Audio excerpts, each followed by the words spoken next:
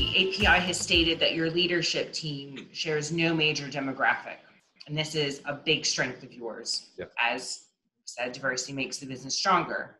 Why do you think this is a strength, and what specific strategies can you recommend to other executives looking to attract more diverse staff, particularly leadership? Yeah. As we know, when we focus on leadership, we're not just focused on leadership, but we include leadership as part of our strategy that translate into more diverse staff in general. Mm-hmm. Yeah. So first, I'll start with our work at UtilityAPI. You know, we diversity. We really talk about this a lot because it's true. This happens daily, right? We on our leadership team, we don't have any shared history or shared experience, right? We joke that if we were one of those Venn diagrams, right, we wouldn't have any circles overlapping. Yeah. We actually have too much space sometimes.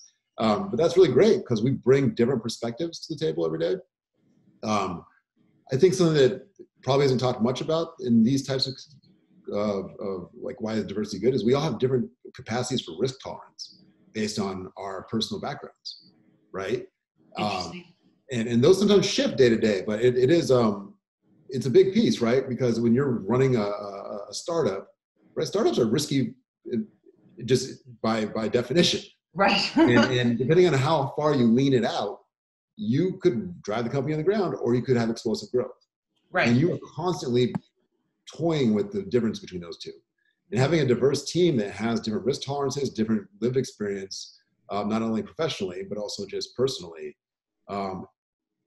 we feel that we make smarter decisions. We know we make smarter decisions based on that interplay between those different strengths. That's really interesting. And do you know, nobody has ever said that to me. I really, really glad that you highlighted that because I think it's such a really great point. You had a LinkedIn post recently, which went viral, where you mentioned diversity, equity, and inclusion in the clean energy industry. Can you tell us a little bit about what you were saying in that post and elaborate your thinking on it?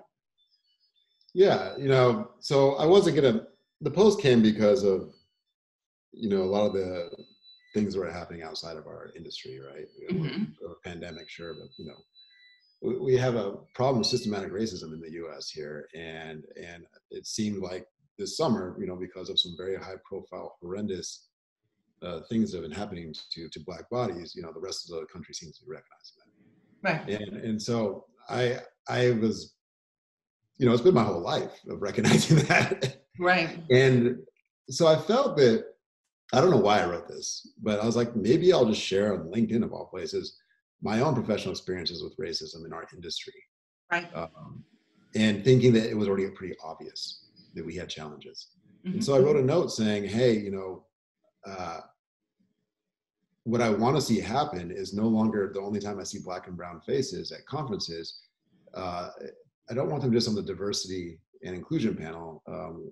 Let's see them on the financing the next phase panel. And on the diversity inclusion panel, let's get the white cisgender CEO up there talking about why diversity is good for business. And the reason why I said it that way is that really, until we as an industry understand that diversity is actually a business driver for us, that having diverse voices in the room are good for business, it's always going to be looked at as a like, oh, we should just do that thing because it's nice to do.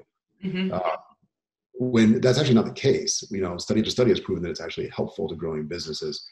And so, but I don't think that conversation is being had. You know, I've been asked and seen people say, oh, you know, let's get the Black leaders to talk about diversity. And so I want to flip it and have that uncomfortable position or conversation, or maybe not even uncomfortable, where next time you go to a conference, it's actually the other way around.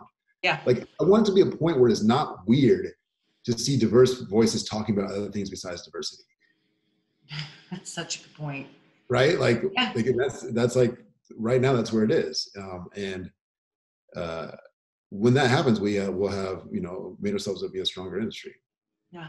So you and I have spoken a bit about organizations perhaps begrudgingly hiring diverse candidates as like a checkbox exercise. So you tend to have support at the C-suite because the board has realized that they have to do this for, you know, public appearances, and then you have HR that is obviously normally a fan of these sorts of topics, but you have that mid to senior level manager that sometimes is not overly keen on adopting this because it may be seen as more work for them to bring people in or to hire and to train.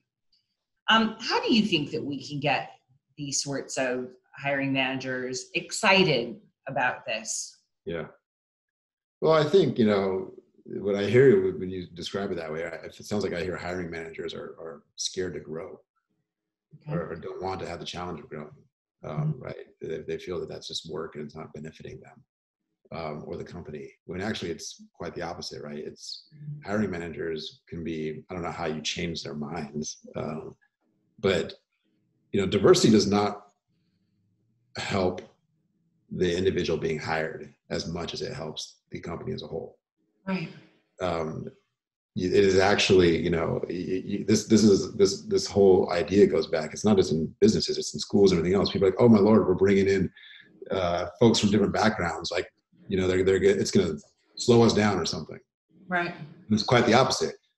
The people that benefit the most from the diversity are actually the people who aren't diverse, like in the first place, 100%, because you're going to be exposed to new ideas, new ways of looking at things, hopefully different perspectives. And we all work in industries where we're talking about innovation. Well, what is more innovative than a different way of thinking about getting something done? And so I would think to that hiring manager that, if you want to look good in your next review and you want your group to be doing well, you're going to want to have some innovation in that group. And one of the quickest ways to get there is to find somebody who has had a completely different lived experience than you, who will be able to point out, the gaps. Yeah. And challenges your thought process. Yeah. Challenges your thought process. That we should all want someone challenging our thought process every day. 100%.